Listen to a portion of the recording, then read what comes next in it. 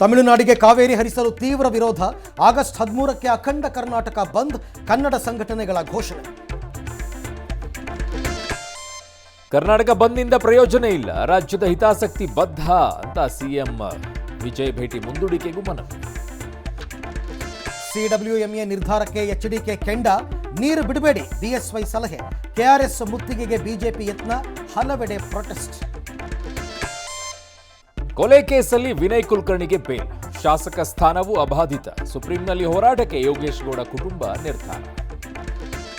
ಸೋಮವಾರ ಹೊಸ ಸಚಿವರ ಪ್ರಮಾಣ ವಚನ. ಸಿದ್ದು ಸಂಪುಟದ ಅರ್ಧಕರ್ಧ ಸಚಿವರಿಗೆ ಶಾಕ್, ಇವತ್ತೂ ನಡೆಯಲಿಲ್ಲ ಸಂಸತ್ ಕಲಾಪ. ನಾಳೆ ಮೈಸೂರಿಗೆ ಪ್ರಧಾನಿ ಮೋದಿ, ಪೇಪರ್ ಲೀಕ್ ಮಾಫಿಯಾಗೆ ಕ್ಷಮೆಯೇ ಇಲ್ಲ.